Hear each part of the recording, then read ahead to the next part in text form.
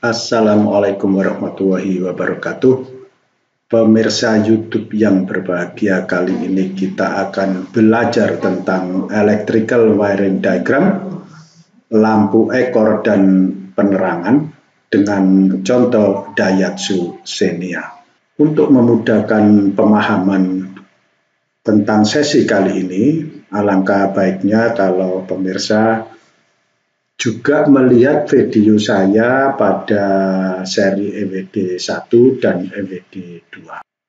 Video tersebut ada di YouTube, sudah saya share dengan judul seperti yang tertera di layar Anda. Selanjutnya kita fokuskan ke lampu kota atau lampu pilot atau lampu parkir. Di bagian belakang adalah lampu ekor, yaitu lampu di sini yang berwarna merah, tetapi tingkat kecerahannya rendah, yaitu dengan daya sekitar 5 watt. Pada lampu merah belakang di sini ada satu bolam yang mempunyai 2 filamen. Filamen dengan daya besar sekitar 35 watt itu digunakan untuk lampu rem atau lampu stop, sedangkan filamen yang kecil dayanya 5 watt itu digunakan untuk lampu ekor. Selain lampu kota dan lampu ekor, yang terkait dengan rangkaian kelistrikan kali ini yaitu lampu plat nomor atau license plate. Yang termasuk wiring lampu ekor dan penerangan atau tail light and illumination itu meliputi 1 lampu kota atau lampu pilot atau lampu parkir, atau dikenal juga dengan lampu celah atau clearance. Yang kedua itu lampu ekor atau tail light yang berada pada lampu rear combination lamp di bagian belakang mobil. Kemudian juga yang ketiga adalah lampu plat nomor. Kemudian yang keempat adalah penerangan tempat debu rokok yang ada di kabin. Kemudian yang kelima yaitu penerangan saklar lampu kabut. Jadi penerangannya saklar, bukan lampu kabutnya. Kemudian penerangan blower. Yang keenam yaitu penerangan blower switch. Yang ketujuh itu penerangan meter kombinasi. Kemudian yang kedelapan adalah sabar lampu tanda bahaya atau hazard warning signal switch. Kemudian yang kesembilan itu penerangan radio receiver illumination. Berikut ini adalah wiring lampu ekor secara lengkap. Bagian ini adalah baterai. Kemudian ini adalah sekring induk atau fusible link. Kemudian ini adalah sekring lampu ekor. Sedangkan ini adalah saklar dari lampu kota atau lampu ekor. Saklar lampu ekor yang saya maksudkan adalah ini. Jika ini diputar searah jarum jam dengan sampai 1 klik, maka lampu ekor dan penerangan menyala. Selanjutnya kita kembali ke rangkaian kelistrikan lampu ekor secara lengkap dan kita fokuskan pada bagian yang saya blok biru, itu adalah lampu-lampu yang menyala serempak pada saat saklar lampu ekor atau lampu kota kita on-kan. Bagian ini adalah front clearance light left hand, yaitu lampu kota depan kiri. Kemudian ini adalah front clearance light right hand, Ini adalah lampu kota bagian kanan. Kemudian ini adalah rear combination light left hand atau lampu merah kiri belakang. Yang ini adalah lampu merah kanan belakang. Kemudian ini adalah lampu penerangan untuk tempat debu rokok yang ada di ruang kabin.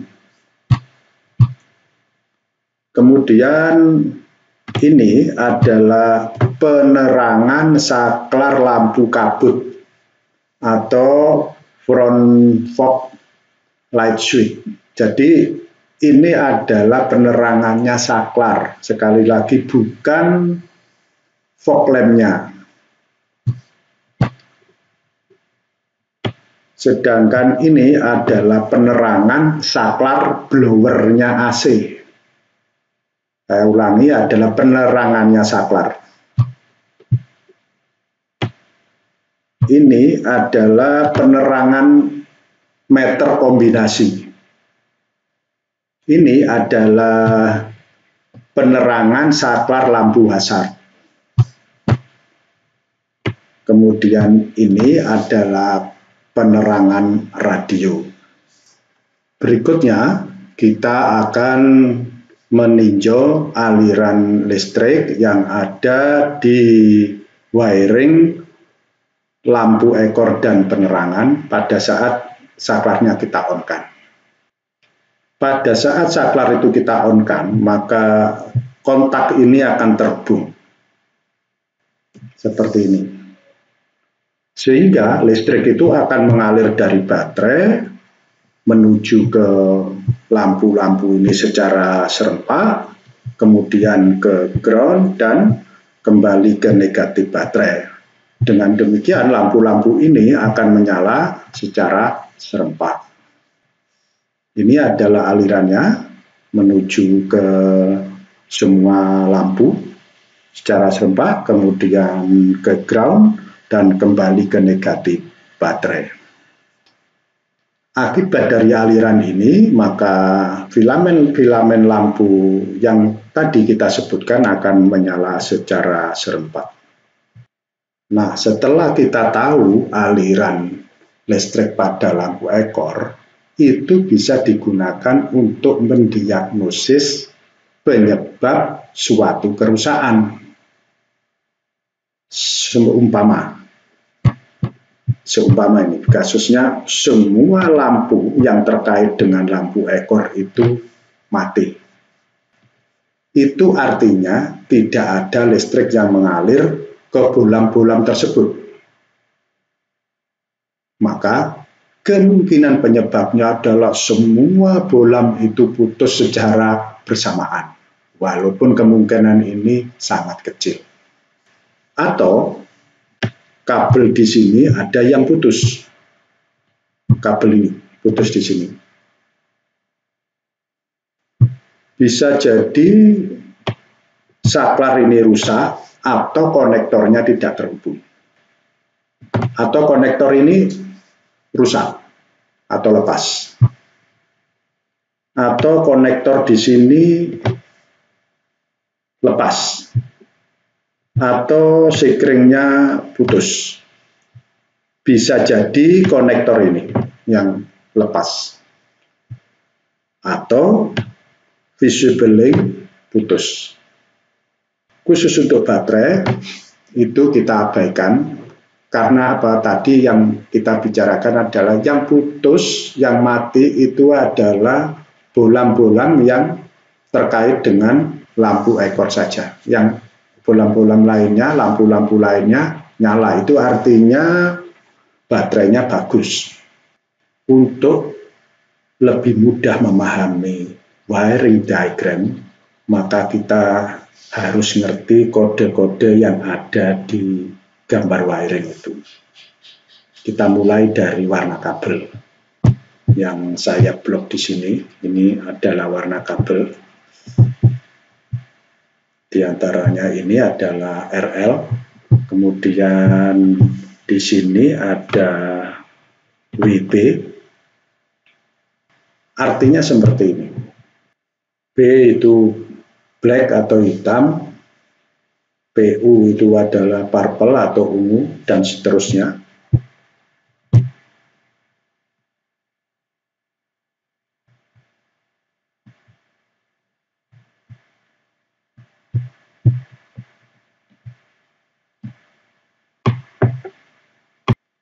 Di antara ke-15 warna itu, penggunaannya dikelompok-kelompokkan. Jadi untuk starting dan ground itu menggunakan warna dasar blue, kemudian pengisian itu warna dasarnya white, kemudian power lighting itu menggunakan warna dasar merah, kemudian panel instrumen itu yellow, dan sinyal yang terkait dengan ECU itu menggunakan brown dan green. Dan untuk yang lain-lainnya itu warna ini yang tercantum di sini. Blue, light green, orange, dan seterusnya. Kemudian ada warna kabel yang terdiri dari dua warna.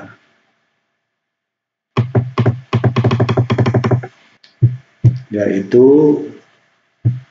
white red, putih strip merah.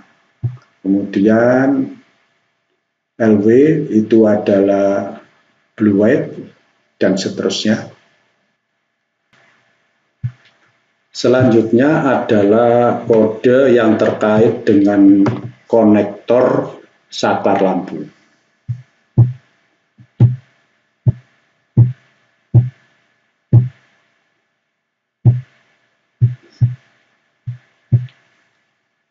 H8 itu adalah kode dari konektornya. H8 adalah tipe dari konektor saklar lampu. Nama saklarnya adalah saklar kombinasi antara light control switch dan headlight dimmer switch. Angka 8 itu adalah nomor pin keluarnya listrik dari konektor. Kemudian angka 5 adalah nomor pin masuknya listrik ke dalam konektor. Selanjutnya, dari konektor H8, pin nomor 5 itu nyambung dengan konektor ID1, pin nomor 23. Berikutnya adalah penomoran pin konektor. Untuk konektor betina itu urutannya seperti huruf Z, seperti ini. Jadi ini dari sini nomor 1, pin 2, pin 3, terus belok pin 4, 5, dan 6. Selanjutnya di bawahnya adalah ditunjukkan untuk penomoran pin jantan. Pin jantan urutan nomornya itu seperti membentuk huruf S. Ini jadi 1, 2, 3, kemudian belok 4, 5, 6. Selanjutnya, di mana letak konektor H8 ditunjukkan pada gambar ini. Perhatikan, yang saya blok ini adalah konektor H8. Ini adalah keterangannya. Nah, yang tampil sekarang ini adalah bentuk dan nomor dari konektor H8 yang saya blok ini. Saya besarkan lagi. Jadi, inilah nomor pin dari konektor H8 yang terkait dengan lampu ekor. Kita lihat kembali wiringnya secara lengkap bahwa dari pin nomor 5 H8 itu kabel nyambung ke pin nomor 23 konektor ID1.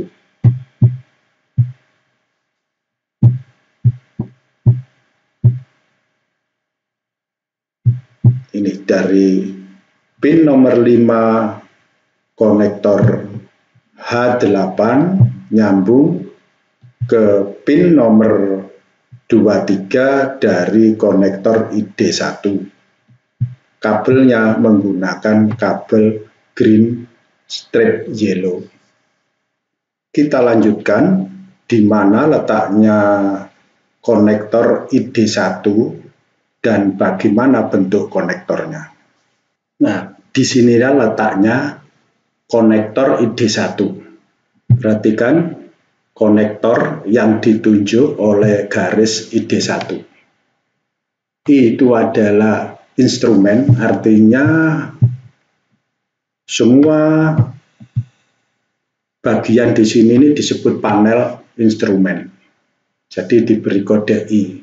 Kemudian di sini banyak konektor-konektor, jadi diberi kode A, B, C, dan seterusnya.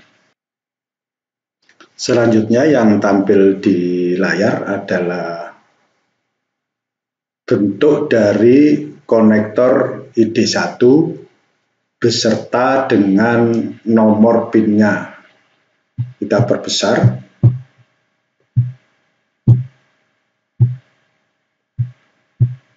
Di sini ada dua konektor, yaitu konektor betina yang ini, dan yang ini adalah konektor jantan. Nah, yang terkait dengan rangkaian kelistrikan lampu ekor adalah pin nomor ini. Pin nomor 23 ini tentu saja berhubungan dengan pin yang ini. Berikutnya kita pelajari asal mulanya arus listrik yang masuk kepada pin 23 dari konektor ID1. Ini asalnya dari pin nomor 1 dari konektor sekring lampu ekor atau tail lamp yang besarnya 10 ampere. Dan sebelumnya lagi itu berasal dari pin nomor 1 dari konektor 1B, yaitu konektornya main fuse atau fusible link. Dan sebelumnya lagi berasal dari kutub positif baterai. Karena kutub positif baterai itu mudah ditemukan, maka penjelasan saya fokuskan hanya pada daerah ini, yaitu pada sekring lampu ekor atau tail lamp dan sekring utama atau main fuse. Sekring lampu ekor terletak pada junction block yang tempatnya berada di ruang mesin atau engine room. Bagian saya blok itu adalah tempat sekringnya. Kita perbesar. Nah, di sini terlihat bahwa terminal 1 berada di sini, terminal 2 berada di sini, dan secara keseluruhan ini adalah sekring lampu ekor.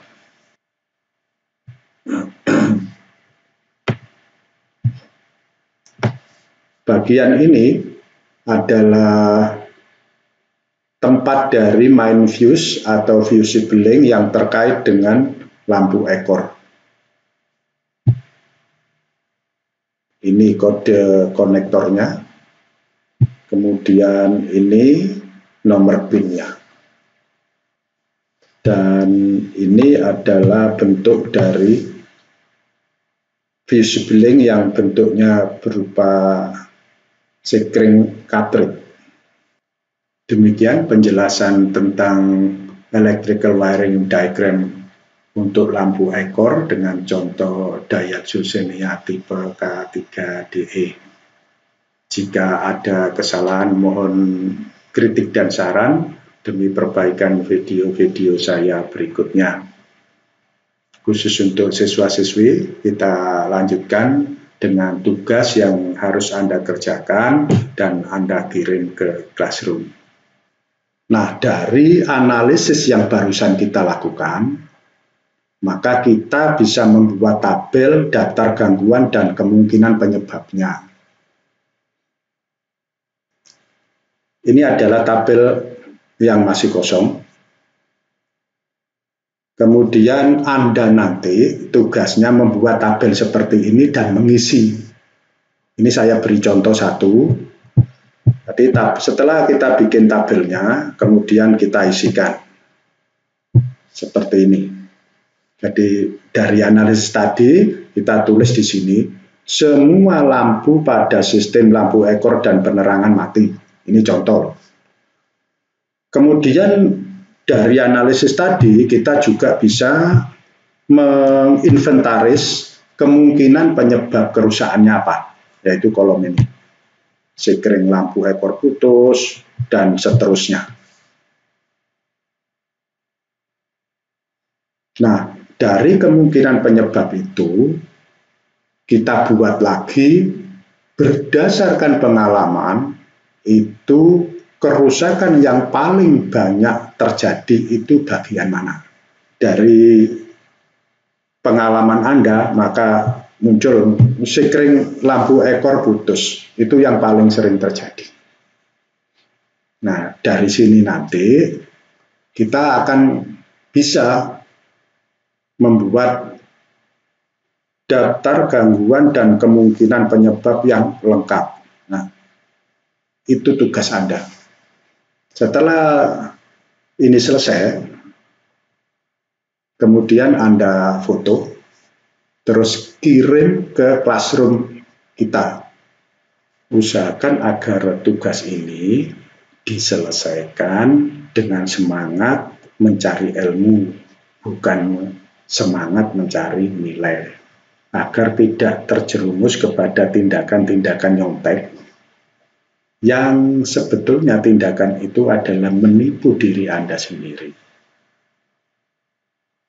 Padahal pada hakikatnya belajar itu adalah melatih potensi Anda agar mampu menyelesaikan masalah. Yang hal ini akan bermanfaat pada saat Anda lulus di kelak kemudian hari, bisa mencari rezeki sendiri, bisa menyelesaikan masalah hidup sendiri. Sampai berjumpa di video berikutnya. Assalamualaikum warahmatullahi wabarakatuh.